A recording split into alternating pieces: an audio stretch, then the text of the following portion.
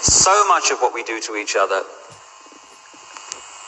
must have the rest of creation shaking their heads in disbelief. The fact is that someone born in the United States is not more special than someone born in Mexico. Someone born in London is not more special than someone born in Liverpool. Someone who is white is not more special than someone who is black. They're just vehicles for the consciousness to experience.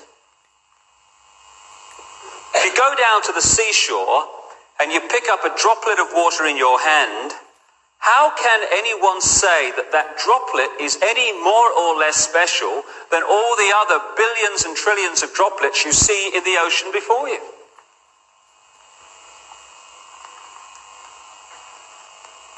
So when I began to understand all this and appreciate this other explanation to dogmatic religion and this world is all there is science, I started to ask a few questions of this situation. Like, how come that this explanation, at the very bottom line least, is as credible as the other two? How come the other two get guaranteed airtime, often no questions asked, here's your airtime, say what you like, and the alternative to both of them is ridiculed, condemned, or suppressed by reflex action? The answer that I came up with was that clearly some people don't want the public to have access to this information.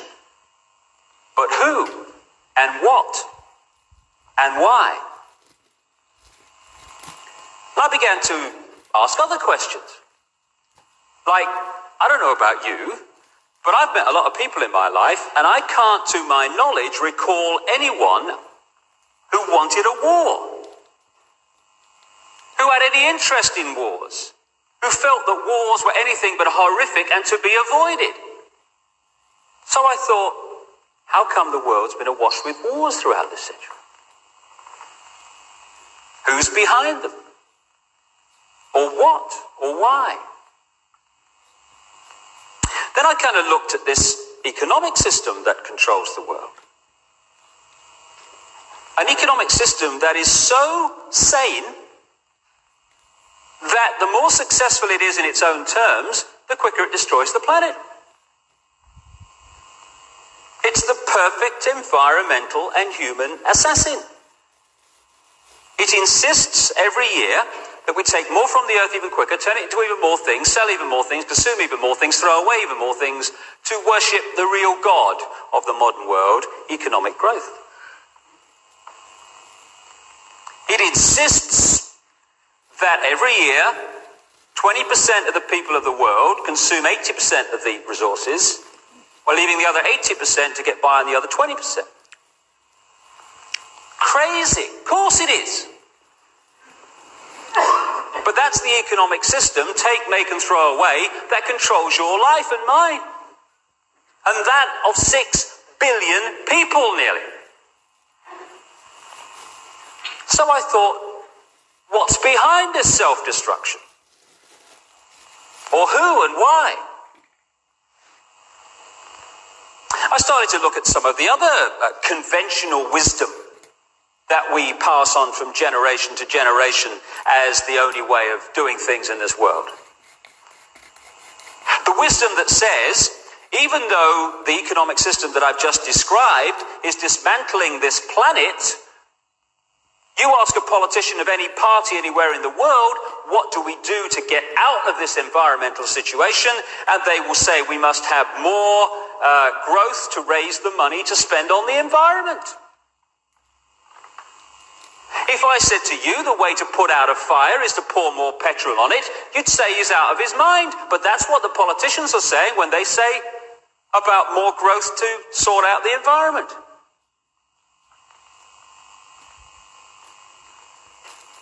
It's conventional wisdom that it's fine to treat animals as mere commodities, to be made as fat as possible, as quick as possible, on as little food as possible, to condemn every year billions of animals to a lifetime of pain, fear, and suffering in the name of economics.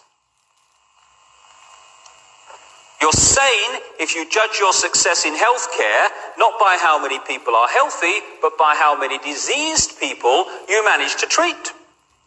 We're treating more patients than ever before. Why? Why are so many people ill?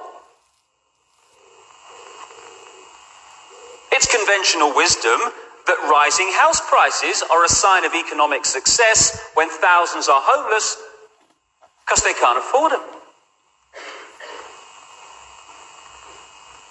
You're sane, finally, if you think it's fine to support a system that is so successful that every year it turns out more suicide, alcoholism, drug taking, homelessness, pain, stress, fear, and suffering in all its forms. We'd be in real trouble if this system wasn't working, wouldn't we? That is sanity, apparently. But it's the ultimate insanity. So who's behind it? Or what and why? I began to realize too that against the background of this utter self-destruction, on this same planet is stunning wisdom. And I began to see also that there is a great difference between cleverness and wisdom. They're not the same thing. This system's very clever, but it isn't very wise, and it's the lack of wisdom that is the problem. I began to see that what we call wisdom is often not found in this state-of-the-art letters after their name system. It's actually found in the native peoples that this system would see as backward. Piece of Native American wisdom, what have become known as American Indians. When you have cut down the last tree and poisoned the last river, you will know that you cannot eat money. That's wisdom. And there's another piece of very famous American Indian wisdom. In 1854, the American government made an offer for Indian land. And under the system that I've been talking about and the attitudes and the values that are indoctrinated into us, what should have happened is this chief should have said, right, well, I'm on a winner here because it's a seller's market. I never put it on the market, therefore I'm in the driving seat. So what I'll do is duck and weave, and I'll crack on. I don't want to sell, get them to push up the price, and at the moment that I think they're going to pull out, I'll put out my hand and say, you've convinced me. And people will think, cool, what a great businessman he is, that chief. Fantastic. Be something in the city, he will. But there's another value system on this planet also. A value system that said this in terms of this chief. How can you buy or sell the sky? We do not own the freshness of the air or the sparkle on the water. How then can you buy them from us? Every part of the earth is sacred to my people, holy in their memory and experience. We know the white man does not understand our ways. He's a stranger who comes in the night and takes from the land whatever he needs. The earth is not his friend, but his enemy. And when he's conquered it, he moves on. He kidnaps the earth from his children. His appetite will devour the earth and leave behind a desert. If the beasts were gone, we would die from a great loneliness of the spirit. For whatever befalls the earth, befalls the children of the earth.